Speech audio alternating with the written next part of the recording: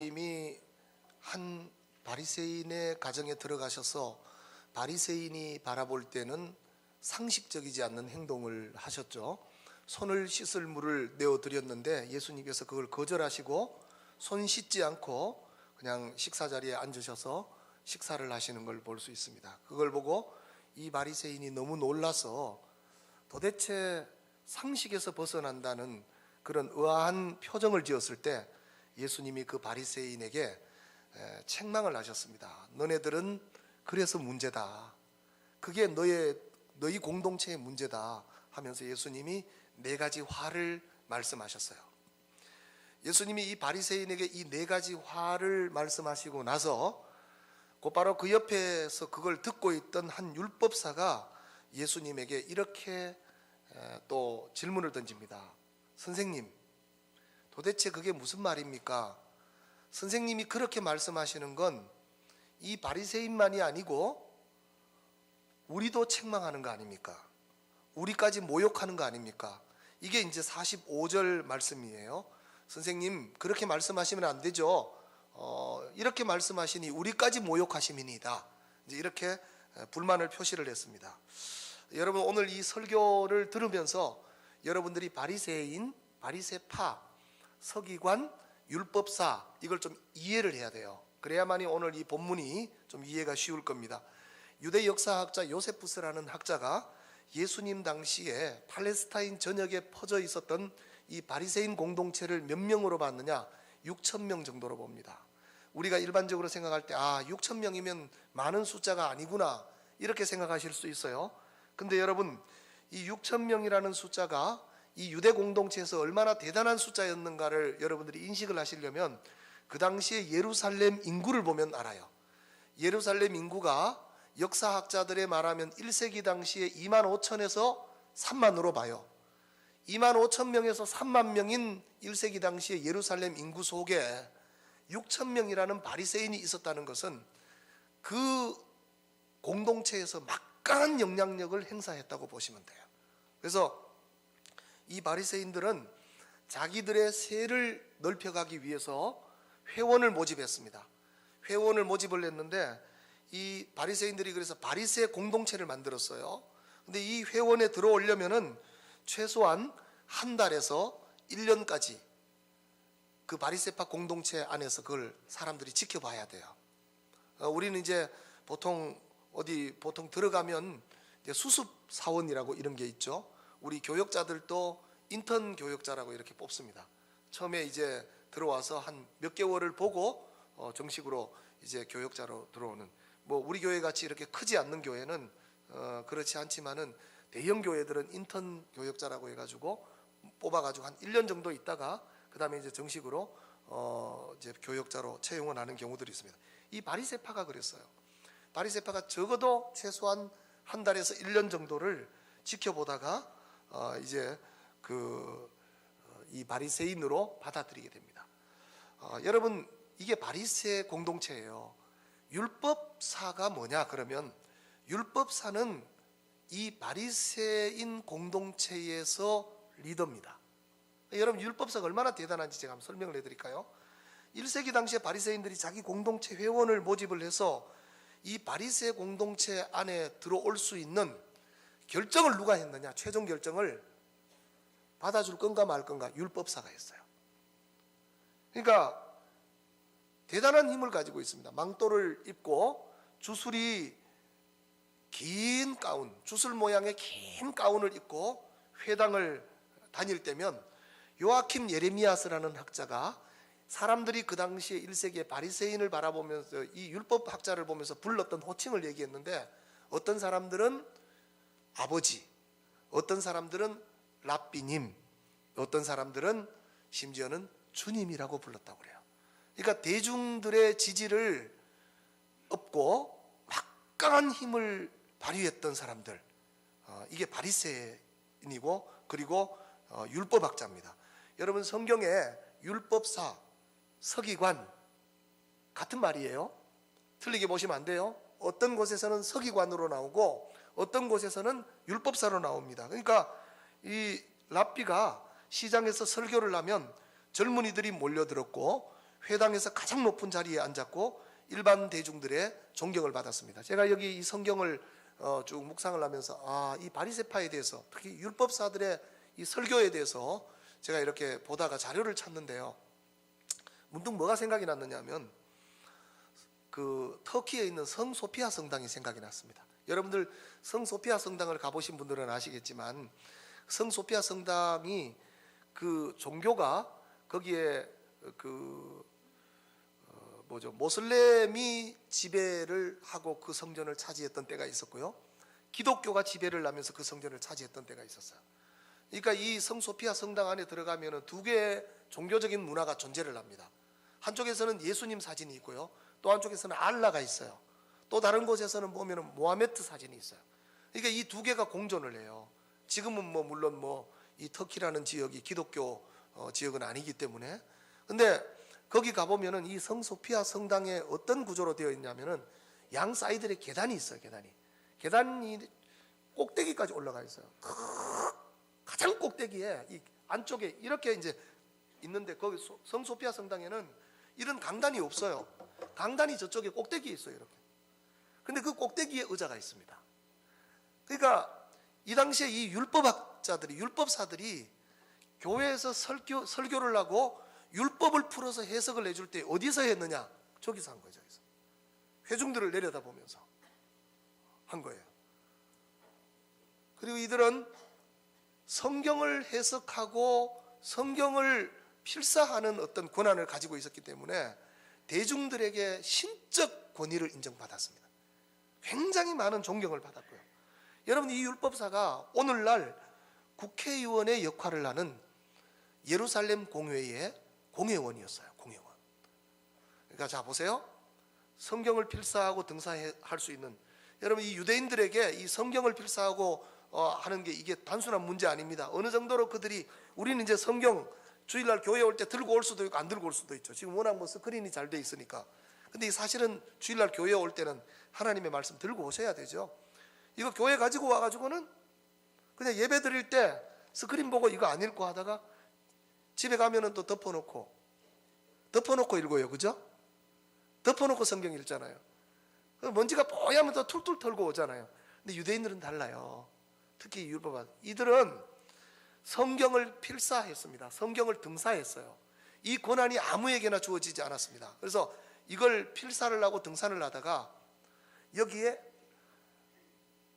그러니까 야훼, 우리말로 성경에 여호와라는 단어가 나오잖아요. 야훼, 하나님이라는 이름이 나오면은 이들이 그 자리에서 붓을 놓고 들어갑니다. 들어가서 목욕을 하고 다시 기도를 하고 나와서 그 단어를 썼어요.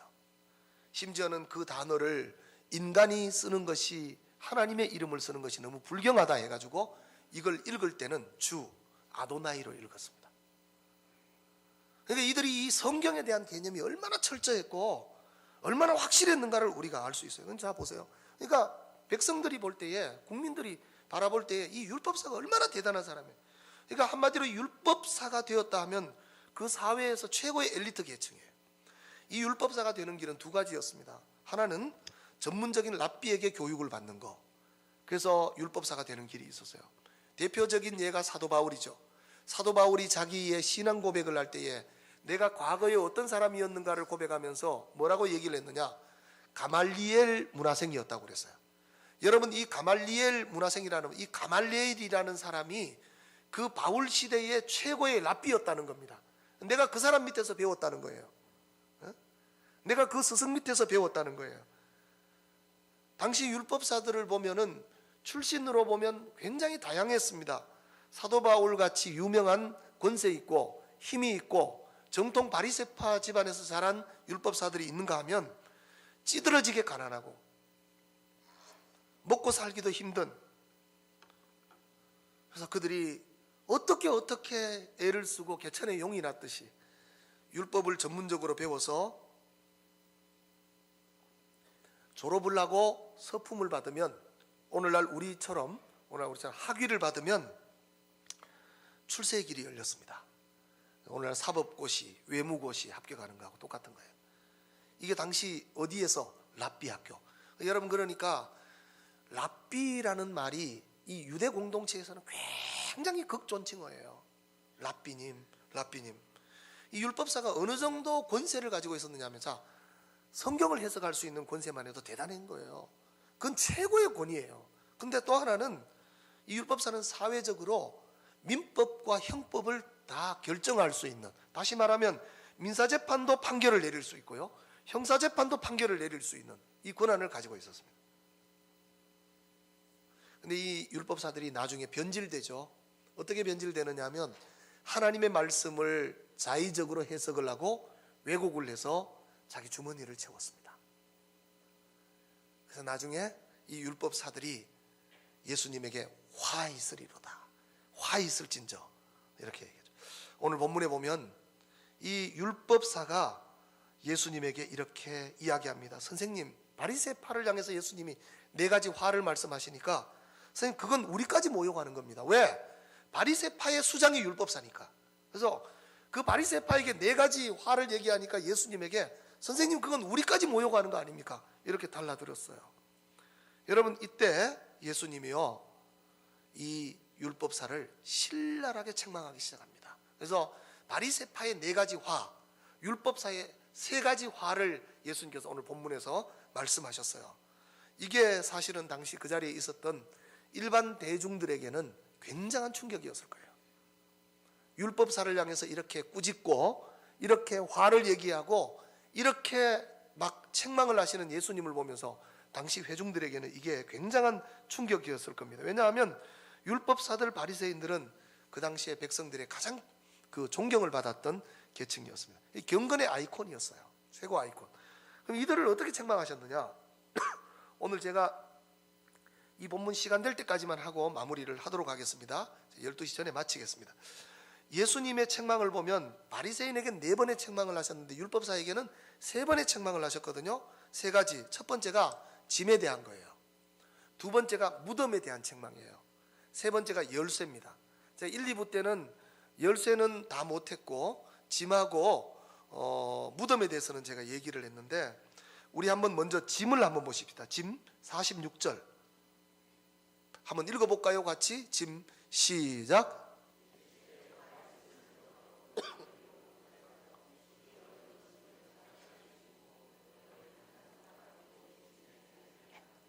자, 여러분 저를 쳐다보세요.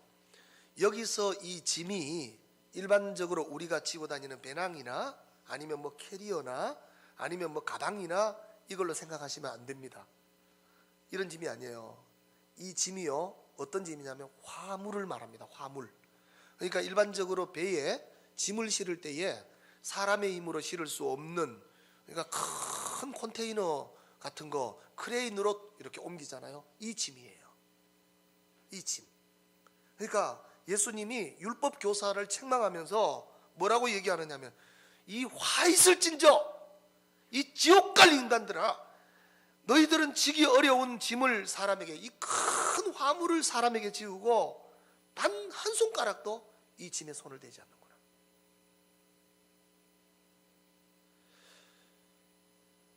만약에 배에 이 짐을 실었는데 선원이 잘못을 해서 이 짐이 무너지면 깔리면 죽는 짐, 그 정도로 무거운 짐, 그 짐을 말해요. 그럼 예수님이 왜 이렇게 말씀하셨을까? 너희들은 사람이 질 수 없는 짐을 성경을 가르치면서 지우는구나. 왜 이렇게 말씀하셨을까? 가장 좋은 예가 안식일 제도입니다. 안식일 제도예요. 여러분, 하나님이 저를 잘 따라오셔야 돼요. 또 오해하시고 우리 목사님 또 이상한 말을 하더라 이러면은 큰일 납니다. 예. 여러분, 안식일이 사람을 위해서 존재합니까? 하나님을 위해서 존재합니까? 대답 잘 하셔야 돼요. 예? 안식일이 누굴 위해 존재합니까? 예? 믿음 없다는 소리 들을까 봐 대답 못 하겠죠. 성경 그대로 한번 얘기해 보세요. 안식일은 누굴 위해 존재해요? 사람을 위해 존재합니다. 여러분, 우리에게 성일은 언제예요? 이제 우리 장로님들이나 아니면 뭐 보통 일반적으로 기도하실 때 우리 장로님들은 그 단어를 잘 안 쓰시던데 이 성일에 이렇게 얘기하잖아요. 우리에게 성일은 언제예요? 주일입니까? 그럼 다른 날은 그냥 사적인 일이에요? 제가 2019년도 교회 표를 뭘로 잡았느냐 하면 예배의 마침은 한번 따라해 봅니다. 예배의 마침은 섬김의 시작입니다. 여러분 맞아요, 틀려요? 여러분 우리는 예배가 끝나면 경건 생활이 끝났다고 생각하잖아요. 근데 진짜 경건의 시작은 예배가 마쳐지면서예요. 성일이 우리에게 언제가 성일이냐? 일요일만 성일이 아닌 거예요. 주일만 성일이 아닌 거예요. 그래서 여러분 우리가 이 예배를 공예배라고 얘기합니다. 공예배라고 얘기하는 이유가 뭐냐 하면은 이 공예배가 끝이 나고 나면은 그 다음에 무슨 예배로 시작해요? 출발해요. 삶의 예배로 출발하는 거예요. 그게 진짜 예배예요. 우리는 너무 율법적으로 갈라놓았어요. 너무 우리가 조직적으로 갈라놓았어요. 여러분 물질적인 욕심과 세상적인 어떤 세속의 욕심을 놓지 못하고 일주일 동안 그 목표를 향해서 달려가고 있는 우리들을 위해서 하나님이 우리에게 뭘 마셔? 야, 너희들 그러지 말고 이날만큼은 나하고 교제하며 너희들이 진정한 안식을 나를 통해서 누렸으면 좋겠다. 안식일 주신 거예요. 그게 안식일이에요.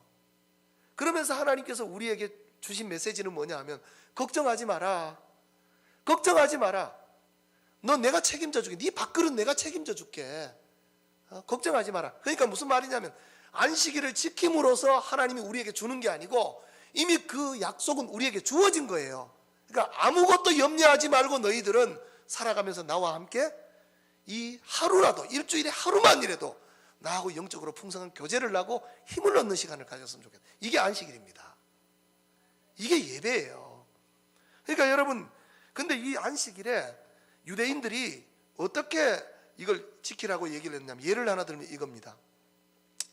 안식일에 일하지 마라. 네 남종이나 여종이나 다 쉬게 해라. 심지어는 네 집에 있는 짐승까지도 쉬게 해라. 이렇게 얘기했는데 이 쉬어라, 일하지 마라 이걸 이들이 율법의 소해석을 통해서 작은 규례를 통해서 어떻게 바꿨냐면 짐으로 바꿨어요. 안식일에 짐지지 마라. 안식일에 짐지지 마라. 그러니까 안식일에는 어떤 짐도 나르면 안 돼요. 율법사들 간에 이런 논쟁이 벌어졌습니다. 자, 오늘 우리 정전사님 아기가 지난주에 왔는데 성찬이어서 다음 주에 하자 그랬는데 이번에 오늘 데리고 왔는데 제가 지금 독감에 걸렸어요. 제가 감기 좀처럼 안 걸리는데 독감에 걸려서요. 면역력이 떨어졌는지 독감에 걸려가지고 아기 안고 기도하면은 이거 독감 오를까봐 한 주 더 미루자. 그래서 밀었는데 아기를 안고 교회 옵니다. 그러면 유대인들은 이 율법사들을 어떻게 이제 논쟁이 벌어졌냐면은 아기를 안고 교회에 오는데 이게 짐이냐 아니냐 이거예요. 이해되시나요? 안식일에 짐지지 마라고 그랬는데 아기를 안고 교회를 데리고 오는데 이게 과연 짐이냐 짐이 아니냐 이겁니다. 이 논쟁이 벌어진 거예요. 여러분 그래서 어떻게 결론을 자기들끼리 이 성경을 해석하고 내렸느냐면 이미 짐이라는 말부터 이게 이제 일을 하지 마라 그랬어요. 쉬라고 그랬어요. 근데 이걸 이제 짐으로 번역을 한 것부터 이게 잘못된 거죠. 그러면서 하는 말이 이렇게 자기들끼리 결론을 내렸습니다. 안식일에 교회 오는데 아이의 손에 물건이 들려져 있으면 짐지고 오는 거예요. 안고 오는데. 근데 아이의 손에 아무것도 안 들려져 있으면은 짐을 지는 것이 아니다. 이렇게 해석을 했어요. 자, 또 하나 예를 들어볼까요? 이들은 긴 망토를 입고 다녔습니다. 율법사들은 망토를 입고 다니는데 이 망토를 걸 수 있는 바늘이 있어야 되잖아요. 이 바늘을 꽂고 다녔는데 안식일에 뭐 지지 말라고요? 짐 지지 말라고. 그러니까 이들이 예를 들면 성전에 올 때에 바늘을 꽂아 왔는데 이 바늘이 철이라는 거예요. 짐졌다는 거예요. 짐졌다는 거예요.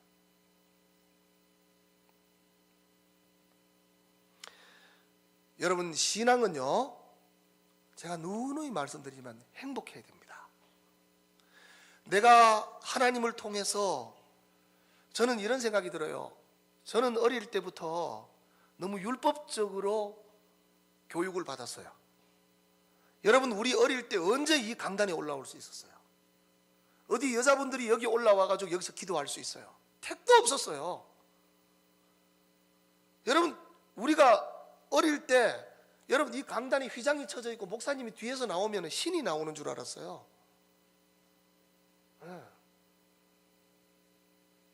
그래서 어떻게 했냐면은 예를 들면 이제 벼농사를 짓잖아요. 벼농사를 지으면 이 벼를 이렇게 훑어가지고 이제 방석 그 마당에 멍석 위에다가 이렇게 널어놔요.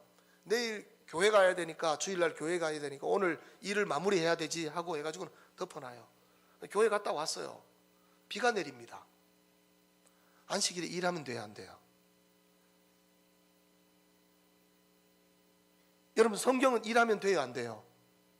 안 되죠. 그러니까 그 비 내리면서 덮어놓은 벼 위에 비 내리는데 그 거두면 돼요, 안 돼요? 적시고 놔두는 거예요. 얼마나 신앙생활이 짐이에요.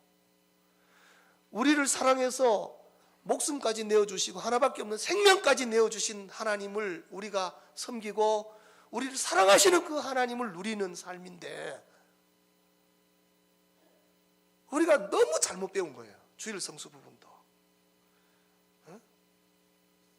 여러분, 제가 예를 하나 들어볼게요.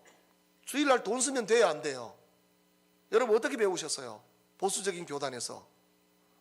여러분, 저도 보수 중에 깡보수 교단에서 배웠어요. 저희 어릴 때는 여러분 어떻게 신앙생활 했는지 아세요? 중앙 통로를 놔두고 남자 여자 따로 앉았습니다. 옛날에는 그 중간에 뭐가, 우리 옛날에 제가 어릴 때 기억나기로는 한 전도사님이라고, 그때는 조사였어요. 한 조사였어요. 전도사님이 아니고. 그때는 중앙에다가 발을 쳤어요. 남자 여자 같이 예배 드리는데 중앙에 발을 쳤어요. 지금 같이 막 앉아 있잖아요. 그러니까 주일날 돈 쓰면 되느냐 안 되느냐 이 논쟁이 붙었어요. 여러분, 제가 돈 쓰라는 말이 아닙니다. 근데 한번 보세요. 여러분, 주일날 차 몰고 교회 와요, 안 와요? 예? 주일날 차 몰고 교회 오시죠? 돈 쓰는 겁니까, 안 쓰는 겁니까? 그럼 교회 멀리서 오면 차비 들어요, 안 들어요? 그러니까 그런데 주일날 돈 쓰는 걸 어디에 한정을 하느냐? 뭐 사 먹고, 교회에서 장사하면 되느냐 안 되느냐, 선교를 목적으로 해서. 여러분, 교회에서 커피를 안 팔면 나가서 커피 안 사 먹습니까? 그러니까 이게 율법인 거예요. 이게 율법인 거예요. 그러니까 안식일에 바늘 꽂고 교회 오면 안 되는 거예요. 집 나른 거 되기 때문에. 응? 이게 전부 율법적이에요. 율법을 가지고 소규정을 만들어서 이렇게 하면 안 되고 저렇게 하면 안 되고. 여러분, 교회 왜 옵니까? 숨 쉬지 못하게. 숨 막혀서 교회 어떻게 다녀요? 예수 믿고 찬양하고 예배드리고 한 주간 동안 내가 하나님 앞에 잘못 살 수 있어요. 여러분, 우리가 잘못 살 수 있습니다. 근데 그 잘못 살았지만 세상은 용서하지 않고 세상은 정죄하고 세상은 판단하고 세상은 숨을 못 쉬게 하지만은 하나님은 우리를 용서하기 때문에 오는 거예요. 하나님은 품어주시기 때문에. 그게 내 아버지예요. 그게 나를 위해서 생명까지 내어주신 내 아버지인 거예요. 근데 여러분, 오늘 교회 어떻습니까? 오늘 교회 우리의 모습이 어떠냐면요, 잘못하면 교회 못 옵니다. 안 받아줘요. 수근수근거리고 눈총 부리고 정죄하고 판단하기 때문에 교회는 죄인들이 몰려들고 세상에 다른 곳에 가면은 받아주지 않아도 교회 오면 받아줘야 되는데 교회 공동체에서 뭔가 하다가 잘못하면 또 도덕적으로 윤리적으로 뭔가 하면 교회가 안 받아줘요. 모순 아닙니까, 여러분?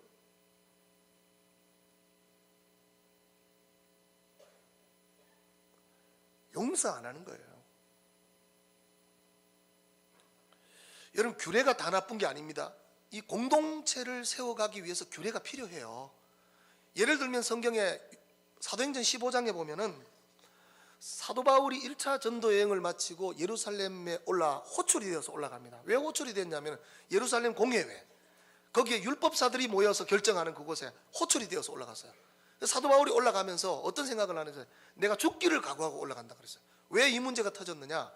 거기에 사도들이 다 모여 있습니다. 율법사들이 다 모여 있어요. 사도 바울이 올라갔는데 어떤 질문이 던져지냐면 너 왜 할례 없는 이방인들에게 구원을 선언하느냐. 그게 바울이 뭐라고 얘기했냐면 헛소리 하지 마라. 할례 없는 이방인들에게도 안수하고 기도하고 예수의 이름으로 복음을 전했더니 그들에게 하나님의 성령이 임하고 구원이 임하시더라. 그랬더니 율법학자들이 이걸 용납을 못하는 거예요. 그 중에 대표적인 누가 있었느냐? 야고보가 있었습니다. 말도 안 되는 소리 하지 마라. 그래서 한쪽 편에서는 할례 받아야 된다. 예수를 구주로 영접해도 할례 받아야 된다. 사도 바울은 뭐라고 얘기했냐면 아니다. 절대 그런 거 아니다. 할례 없이도 예수의 이름으로 구원이 임하더라. 성령의 역사가 임하더라. 그때요, 사도행전 15장의 일입니다. 그때 사도행전 10장에서 어떤 일이 일어났냐면 하나님께서 기도하는 베드로에게 환상을 보여줍니다. 어떤 환상을 보여주느냐 하면 하늘에서 보자기가 3번 내려오는데 이 베드로에게 그 보자기를 펼쳤더니 율법에서 손을 대면 안 되는 부정한 것들이 꽉 들어있는 거예요. 벌레들이. 그래서 이 베드로에게 하나님의 음성이 뭐라고 들죠? 너 그거 주워 먹으라 그랬어요. 그랬더니 베드로가 하나님 지금 무슨 말씀하십니까? 부정하고 더러운 걸 내가 어떻게 집어먹습니까? 그때 하나님 뭐라고 얘기했는지 아세요? 내가 정하다 했는데 네가 왜 부정하다 하느냐. 여러분, 그 말은 우리 신앙생활에서 굉장히 중요한 말입니다. 교회가 우리 신앙의 시선이 하나님의 기준인지 나의 기준인지라는 부분에 대한 결론이에요. 그러니까 그래서 사도 베드로가 사도행전 15장 10장에서 그걸 체험을 하고 나서 15장에서 손을 들고 바울의 편을 들어주죠. 만약에 내가 여러분들이여 부형들이여 내가 사도행전 10장에서 이런 일이 있었다. 그래서 결론을 어떻게 선언을 하느냐면 이방인들이 할례 없어도 예수의 이름으로만으로도 구원을 받을 수 있다. 선포를 해버려요. 근데 문제는 여기서 이제 규례를 세웁니다. 규례. 근데 여러분 어떤 규례를 만들어줬느냐? 이 규례를 만든 정신을 사도행전 16장에서 이렇게 기록했어요. 여러분 잘 한번 들어보세요. 이게 교회가 어떤 규칙을 세우고 원칙을 세울 때에 이게 주어지는 규례입니다. 이렇게 나와요. 꼭 필요한 것 외에는 여러분에게 아무 짐도 지우려고 하지 않는 것이 성령님의 뜻이고 우리의 결정입니다. 그러니까 꼭 필요한 게 아니면 교회가 법을 만들지 않았다는 거예요. 그럼 어떤 규례를 만들어서 줬느냐? 우상의 제물과 피를 먹지 말고 목매어 죽인 것과 음란함을 멀리하십시오. 여러분 신앙생활하면서 옛날에 우리 어릴 때는 선짓국 먹으면 안 돼요. 왜요? 그게 뭐예요? 근데 여러분 새벽기도 마치고 선짓국 먹으면 얼마나 맛있는지 아세요? 왜 이 피, 그 다음에 이렇게 나옵니다. 목매어 죽인 것과 음란함을 멀리하십시오. 이게 뭐냐 하면은 이 특별히 에베소 교회 같은 경우에는 에베소 신전이 있습니다. 창기들이 3,000명에서 4,000명씩, 적게는 1,500명씩 존재했다. 그러니까 남자들이 예배를 드리러 에베소 신전에 올라가가지고 예배를 드리면서 우상에게 절을 하고 그 다음에 그 종교적인 행위 중에 하나가 뭐냐면 창기들과 성적 행위를 하는 거예요. 그러니까 이게 도덕적으로 윤리적으로 나쁜 게 아닌 거예요. 그들이 신앙적인 행위예요. 근데 예수 믿고 나서도 교회 공동체 안으로 들어와서도 그게 나쁜 게 아닌 것처럼 버젓이 행해지고 있으니까 그래서 여기서 이 규례를 만든 거예요. 뭐라고요? 목매어 죽인 것과 음란함을 멀리하십시오. 어느 교회에서 정교인 수련회를 갔습니다. 그 전날 저녁에 목사님이 레위기를 설교하면서 정교인 수련회 때 피는 먹으면 안 됩니다. 피채 먹지 마십시오. 이렇게 이제 설교를 했습니다. 근데 그 다음날 권사님이 그거 잊어버리고 아침을 뭘 준비했냐면 선짓국을 끓인 거예요. 그래서 권사님이 큰일 났다. 김 권사, 박 권사 나 큰일 났다. 어떡하냐. 목사님 피 먹지 말라고 그랬는데 가서 목사님한테 여쭤봐야 되겠다. 가서 목사님 어떡할까요? 선짓국 끓였는데 건져내고 먹도록 해라. 율법이에요, 여러분. 건져내면 피 없습니까? 그러니까 뭐냐 하면은 이 규례를 만들어서 사도행전 16장 5절에 보면 그 다음 나오는 말이 규례가 필요해요. 교회는 믿음이 강하여지고 그 숫자가 날마다 늘어갔다. 교회가 법이 너무 많고 규례가 너무 많으면 나중에요, 여러분 그 교회가 법교회가 되어버립니다. 우리 노회가요, 제가 원래 석이고 이제 얼마 있지 않으면 그만둬요. 빨리 그만뒀으면 좋겠어요. 근데 이제 순서에 따라서 맡았는데 어떤 일이 있었냐면 옛날에는 다 용서했어요. 교회가 어떤 사건 사고가 있어도 선배 목사님들이 넘어가자, 사람이 그럴 수 있지, 용납하자. 교회 노예가 굉장히 평안하게 왔어요. 근데 어느 날부터 몇 년 전부터 노예 안에 헌법을 가지고 주장하는 사람이 있었어요. 그러면서 사사건건 회의 때마다 이 법을 들고 나오니까 노예가 지금은 분쟁에 걸리고 재판에 걸리고 총회 재판에 올라가고. 여러분, 법이 사람을 살리는 게 아닙니다. 우리의 생명을 살리는 건 사랑이에요. 사랑이에요. 결국은 교회가 법만 살아있고 생명은 죽게 돼요. 구약 성경에서 안식일에 일하지 말라는 이유가 뭐냐? 그건 하나님이 인간을 위해서 주신 거예요. 구약의 안식일은 이스라엘 백성들이 가나안 땅에 들어가는 게 안식 아닙니까? 이게 안식의 최종점 아닙니까? 그럼 신약의 안식이 뭐냐? 신약의 안식은 우리의 행위가 아니라, 율법적인 어떤 행동이나 의식이 아니라 예수 그리스도가 우리의 안식이에요. 주님이, 예수님을 통한 평안. 그래서 안식일에 그 짐을 수백 가지를 지워서 너무 힘들게 살아가는 그 백성들에게 예수님이 말씀하신 거예요. 뭐라고요? 여러분, 이게 여기서 나온 말이에요. 우리가 너무나 잘 아는 말씀. 수고하고 무거운 짐진 자들아, 수고하고 무거운 짐진 자들아, 다 내게로 오라. 누가 안식이에요? 주님이 안식. 내가 너희를 쉬게 하리라. 내가 너희를 쉬게 하리라. 이 율법을 통해서 진리를 가르쳐야 할 율법사들이 예수를 보지 못한 거예요. 진짜 안식을. 그래서 규례를 만들어서 백성들을 힘들게 하고 그 짐을 지고 헐떡거리면서 그 규례에 매여서 종교 생활하고 있는, 그래서 죽어가고 있는, 그 길로 인도하고 있는 이 율법사들에게 예수님이 와 있을진저, 와 있을진저. 여러분, 제가 하나만 더 하고 마칠게요. 47절부터 52절은 무덤에 대한 겁니다. 무덤. 당시 율법사들이 이 선지자의 무덤을 가꾸는 게 1세기에 이게 유행이었어요. 그럼 왜 이들이 무덤을 가꾸었느냐? 이들이 이걸 알았어요. 우리 조상들이 선지자를 죽였다는 거, 우리 조상들이 선지자를 죽이고 예언자를 죽였다는 거. 그래서 이들이 이 무덤을 가꾸면서 뭐라고 얘기했느냐 하면, 우리는 우리 조상하고 다르다는 거예요. 우리는 우리 조상들처럼 하나님이 보내신 자를 죽이지 않고 우리는 그 무덤을 우리가 가꾸고, 예수님이 그걸 꾸미는 걸 보면서 예수님이 이들을 책망하신 거예요. 그래서 뭐라고 얘기하느냐? 47절 48절 보면, 너희 선조는 선지자를 죽였고 후손은 그 무덤을 꾸미면서 우리는 그렇게 안 살겠다 이야기하는 이들에게 예수님이 너희들도 똑같다는 거예요. 똑같다. 가해자가 피해를 당한 사람의 무덤을 잘 꾸민다고 죄가 없어지느냐? 부모에게 효도하지 못한 자식이 부모가 돌아가신 다음에 무덤 잘 꾸민다고 그게 효도가 되느냐? 예수님이 이렇게 해서 자기들의 죄가 사라졌다고 얘기하는 율법사들에게 아주 무서운 경고를 하나 하십니다. 그게 51절이에요. 볼까요?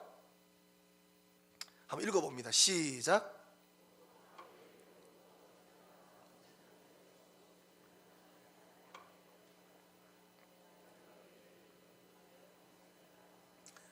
여러분, 이게 얼마나 무서운 저주인지 아세요? 예수님이 율법사들에게 곧 아벨의 피로부터 제단과 성전 사이에서 죽임을 당한 사가랴의 피까지 너희가 담당하리라 그랬어요. 이 세대가 담당하리라. 근데 이게 역사 속에서, 이게 저는 신학적인 근거는 없습니다. 저는 그걸 인정을 해요. 제가 이제 성경의 맥을 하면서 이제 이런 이야기를 자주 하는데, 여러분, 예수님이 예루살렘 성을 내려다보시면서 우셨어요. 그러면서 제자들을 돌아보면서 뭐라고 말씀하셨냐면, 돌 위에 돌 하나도 남김없이 무너질 예루살렘 성을 내려다보시면서 우셨어요. 근데 그게 역사 속에서 주님의 예언이 성취가 돼요. 어떻게 성취가 되느냐면, AD 70년에 로마의 티토가 예루살렘을 점령을 하면서 자기가 데려온 군대들에게 예루살렘을 완전히 정신적으로 초토화시키기 위해서 어떻게 했느냐? 이렇게 거짓말을 합니다. 유대인들은 성전이 중요하기 때문에 성전을 올리면서 돌과 돌 사이에 자기들이 하나님 앞에 정성을 심으려고 황금덩이를 묻어 놓았다는 거예요. 그러니까 여러분, 병사들이 환장을 하죠. 로마의 티토의 군사들이 와가지고 예루살렘 성을 점령을 해가면서 무너뜨리는데 어떻게 무너지냐? 돌 하나하나 다 걷어낸 거예요. 예수님의 예언이 응답이 된 거죠. 근데 여러분, 이 부분도 이렇게 해석하는 학자들이 있습니다. 아벨의 피로부터 제단과 성전 사이에서 죽임을 당한 사가랴의 피까지 하리라. 내가 너희에게 이르노니 과연 이 세대가 담당하리라. 이게 어떻게 유대인들에게 성취가 되었느냐?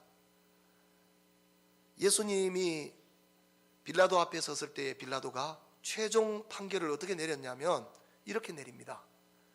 나는 이 사람의 죄에 대해서 무죄하다고 생각한다. 너희가 이 죄를 담당하라 하고 손을 씻었어요. 그랬더니 그 밑에 있었던 유대인들이 전부 손을 들고 뭐라고 부르짖었느냐? 예수를 십자가에 내어주소서, 예수를 못 박으소서 부르짖으면서 이렇게 대답합니다. 그리고 그 피를 우리와 우리 후손들에게 돌리소서. 그리고 몇 세기가 지나갑니다. 유대인 600만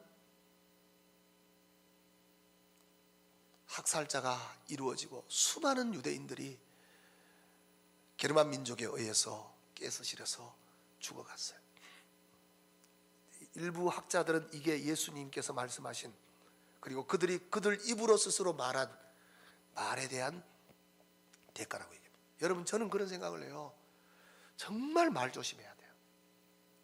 내가 정말 예수 믿는 사람이면, 내가 정말 내 입술에 하나님의 영적 권세가 있다고 생각하면 여러분 정말 조심해야 돼요. 살리고 죽입니다.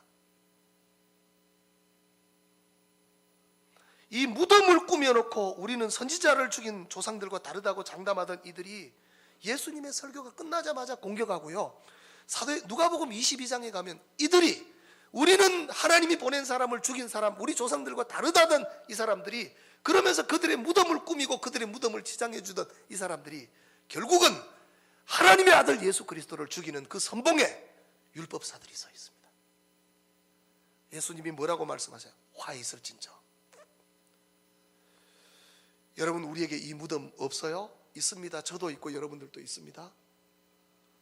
나는 우리 아버지 같이 안 살겠다고, 난 우리 아버지 같이 안 살아.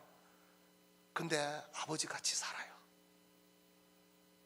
시집간 딸이 엄마에게 막 퍼부어대면서 나는 엄마처럼 그렇게 구질구질하게 안 살 거야. 나 결혼해서 그렇게 안 살 거야. 근데 여러분, 살아보세요. 어느 날 보니까 엄마하고 똑같이 살아요. 나는 안 그럴 거다 결심해서 사람이 변하는 게 절대 아니에요. 우리 아버지가, 우리 조상이 선지자를 죽였는데 그 선지자의 무덤을 자식이 꾸미면서 나는 아버지같이 안 살아. 사람 결심으로 변하지 않아요. 그들이 예수님을 죽이는 선봉에 서 있어요. 여러분, 몇 년 전만 해도 힐링이라는 단어가 나라 전체를 휩쓸었습니다. 숲을 걸어도 힐링숲, 음식을 먹어도 힐링푸드, 차를 마셔도 힐링.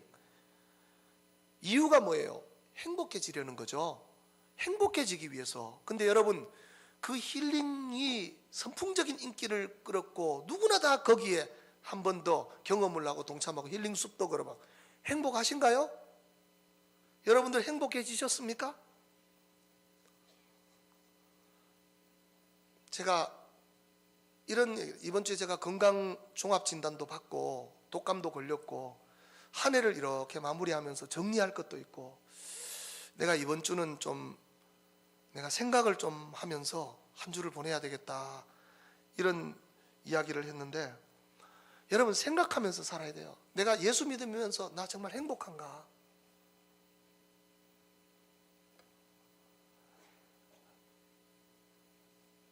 어떻게 해서 행복해질까? 내가 결심하고 노력한다고 되는 걸까? 여러분, 아닙니다. 사람들이 행복한 나, 더 나은 내 자신을 만들어 보려고 노력하는데, 사실은 그래서 종교생활 시작하거든요. 불교 가고 기독교 오거든요. 근데 그 결심으로 행복해지지 않아요. 교회 나온다고 행복해지는 거 아닙니다. 어떤 때는 여러분, 교회가 더 골치 아파요. 차라리 신앙생활 안 하고 모르고 살았으면 덜 할 텐데, 들어와 보니까 내 안에 성령님이 들어오시고 지각이 육신적인 자각력만 있었는데 영적 자각이 생기기 시작하니까 더 복잡하고 더 골치 아파요. 어떻게 해서 행복해질까? 제가 금요일 날 저녁에 이 설교했더니 권사님 한 분이 뒤로 나자빠지려고. 여러분 변소 아시죠? 변소. 고상한 말로 지금 화장실입니다. 저희 때는 뭐 그게 어디 말인지 모르지만 통시라고도 얘기하고요, 변소라고 얘기했습니다. 저희 어릴 때 콘크리트 건물로 되어 있는 변소는 교회 화장실밖에 없었어요. 교회 화장실. 근데 그 변소에 가면은 겨울에는 없어요. 무더운 여름에 뭐가 올라오죠. 근데 많이 올라옵니다. 기어서 올라와요. 그러면요, 예배 마치고 밖에서 주일학교 친구들하고 놀던 우리가, 장로님이 그 당시에 우리는 다 뭘 심었냐면 이태리 포플러를 심어 놓았어요. 교회 바깥에다가. 우리 신목일 날도 이태리 포플러를 심었어요. 그게 금방 자라니까. 그러면 이태리 포플러 중에 장로님 눈 피해가지고 남자 아이들, 개구장이들 한 4-5명이 이태리 포플러 그 말라있는 거 뽑아요. 뽑아가지고 그거 가지고 와가지고 화장실에서 앉아가지고, 교회 화장실이 크잖아요. 쭉 앉아가지고 뭐 하는지 아세요? 벽을 타고 올라가고 있는 그 구더기, 그거 턱 건드리면요 끝까지 올라간 놈부터 턱턱 떨어지기 시작합니다. 그렇게 놀았어요 우리는. 시골에 뭐가 있어요 여러분? 금복주 뚜껑 하나 주면은 엄마 옆에서 하루 종일 앉아서 응얼거리고 놀았다니까요. 문화가 없어요. 그러다 좀 크면은 개구리 잡으러 다니고 메뚜기 잡으러 다니고 산으로 들러 뛰어다니고 그렇게 놀았어요. 그러니까 교회 와가지고 엄마, 부모님 뭐 전부 다 예배 마칠 때까지 뭐해요? 앉아가지고. 뭐 요즘처럼 뭐 교회 방이 많은 것도 아니고 딱 본당 하나 있는데, 그러니까 밖에 나와가지고 여름에 뭐 합니까?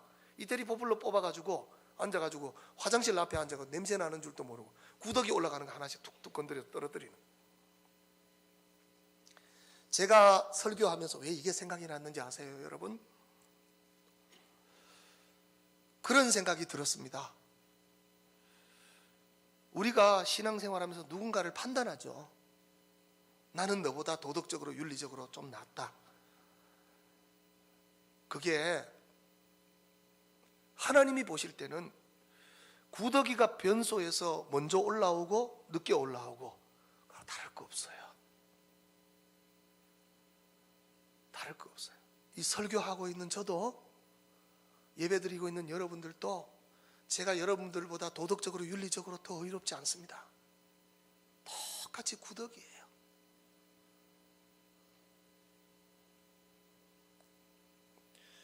마이클 허튼이 복음이 없는 교회를 얘기하면서, 비판하면서 기독교에 대해서 이렇게 정의를 내렸습니다. 사람들은 예수가 없어도 체중을 줄이고, 예수가 없어도 담배를 끊고, 예수가 없어도 결혼 생활을 개선하고 더 멋진 사람이 될 수 있다. 저는 인정합니다. 왜냐하면 믿는 사람보다 믿지 않는 사람들이 도덕적으로 윤리적으로 더 나은 사람들이 더 많아요. 그럼 교회가 무엇 때문에 세상과 구분되는가? 도덕적이고 윤리적인 것 때문에 구분되는, 그렇지 않습니다. 복음이에요. 복음. 복음이 있기 때문에 교회가 소망이 있는 거예요. 우리 다 구덕입니다 여러분. 죄송하지만 먼저 올라오고 늦게 올라오는 구덕이에요. 근데 그런 우리가 어떻게 여기에 앉아서 거룩한 척하면서 예배자로 설 수 있고 그 정결하신 하나님 앞에 하나님을 나의 아버지로 부를 수 있느냐? 그게 은혜인 거예요. 은혜. 복음의 은혜. 그 은혜가 교회 와서 예배 드릴 때마다 우리를 살리고요, 그 은혜 때문에 내가 주저앉지 않아요. 가는 거예요.